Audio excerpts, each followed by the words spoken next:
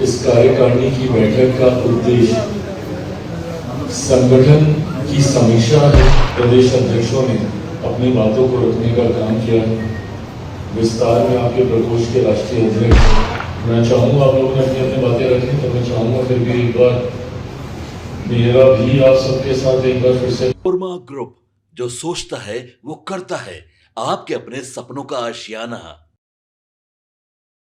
चिराग पासवान ने दिल्ली में अचानक अपने सभी पार्टियों के नेताओं को तलब किया और लगातार बैठक ले रही है। देखिए, एक तरफ यहाँ बिहार में मॉनसून सत्र की शुरुआत हुई है, सदन की कार्रवाई का आज पहला दिन था, लेकिन इस बीच चिराग पासवान दिल्ली में अपने पार्टी के सभी बड़े नेताओं के साथ बैठक करते नजर आए।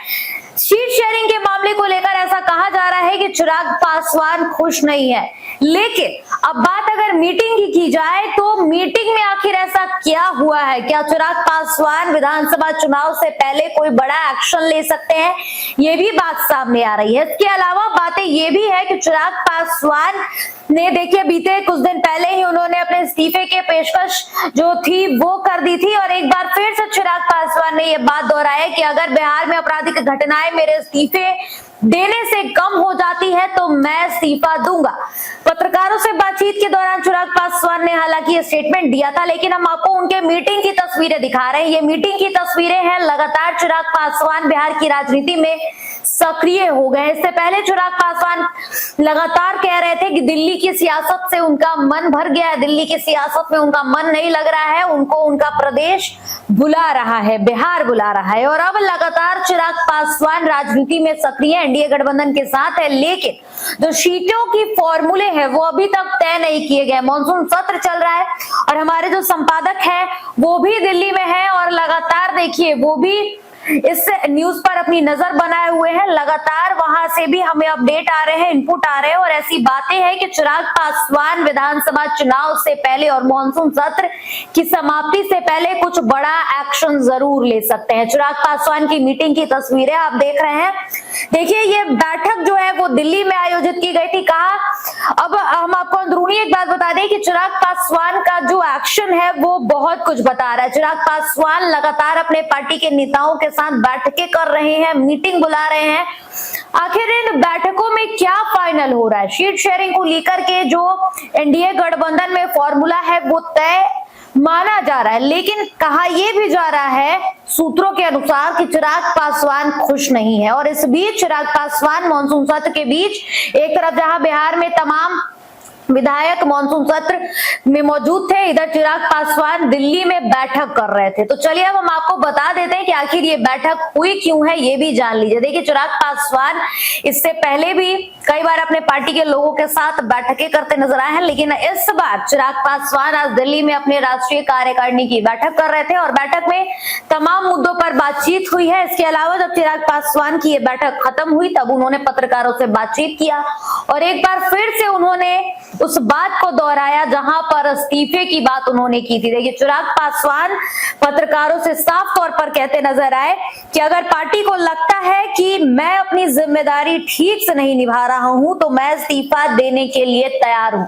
तो क्या चिराग पासवान सच में इस्तीफा देने वाले हैं या ये सोच समझकर चिराग पासवान कुछ और ही स्ट्रैटेजी बना रहे हैं? ये तो जाहिर सी बात है वही जानेंगे, लेकिन इस बैठक को काफी महत्वपूर्ण माना जा रहा है क्योंकि इधर सीट शेयरिंग का पेच फंसा हुआ है, इधर मॉनसून सत्र की शुरुआत है और उधर दिल्ली में चिराग पासवान अपने सभी नेताओं के साथ बैठक कर रहे हैं, जिसकी तस्वीरें हम आपको दिखा रहे थे। अब आखिर चिराग पासवान ये बैठक क्यों कर रहे थे, ये भी सवाल है। देखिए, अब विधानसभा चुनाव है और लगातार हर पार्टी अपने अपने स्तर पर तैयारियां करती है। चिराग पासवान भी अपनी कमर कसते नजर आ रहे हैं और ऐसे में अपने पार्टी के लोगों के साथ बैठ करके एक मंथन जरूर चिराग पासवान करेंगे कि विधानसभा चुनाव में अगर उन्हें जितनी सीटें उनकी मन में है अगर वो मिलती है तो किस तरह से स्ट्रैटेजी तैयार होगी और अगर नहीं मिलती है तो खैर ये तो बात की बात है। अब देखिए, इस बैठक के बाद चिराग पासवान बाहर निकले थे। हमने आपको जैसा बताया कि चिराग पासवान फिर से इस्तीफे की बात कर रहे हैं, तो चलिए पहले हम आपको छोटा सा वो क्लिप सुना देते हैं जिसमें चिराग पासवान फिर से इस्तीफे की बात को दोहराते नजर आ रहे हैं। राष्ट्रीय कार्यकारिणी की इस बैठक में सबसे पहले विभिन्न राज्यों से आए हुए तमाम युवा प्रकोष्ठ से जुड़े हुए तमाम साथियों का स्वागत है। आज इस कार्यकारिणी की बैठक का उद्देश्य संगठन की समीक्षा है।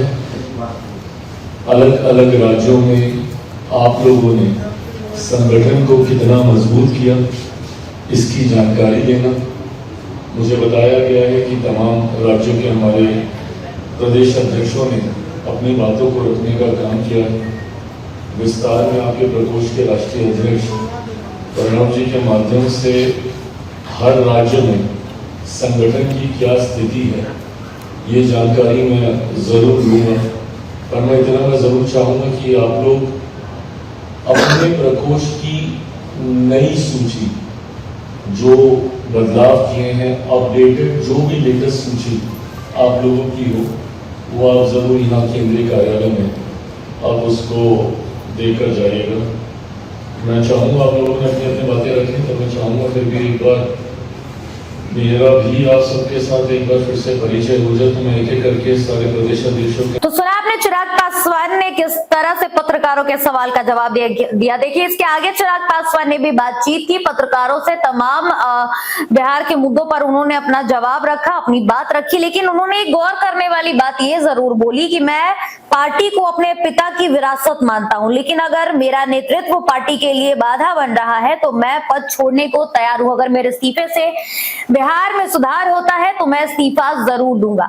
तो चिराग पासवान क्या केंद्रीय मंत्रिमंडल से मुंह त्याग कर बिहार में वापसी कर रहे हैं, और कहीं ना कहीं एक बड़ा बयान है, क्योंकि आप एक पद पर हैं और इस तरह से अगर आप बयान दे रहे हैं तो जरूर ही इसके पीछे कोई बड़ी वजह होगी। अब देखना काफी दिलचस्प होगा कि चिराग पासवान ने एक बार फिर से जो इस्तीफे की बात दोहराई और उधर अपने राष्ट्रीय कार्यकारिणी की बैठक कर रहे हैं। इस बैठक में और क्या कुछ अपडेट आएगा ये हम आपको जरूर बताएंगे। फिलहाल उस खबर में इतना ही। ऐसी तमाम खबरों के लिए आप देखते रहे भारत लाइव। धन्यवाद।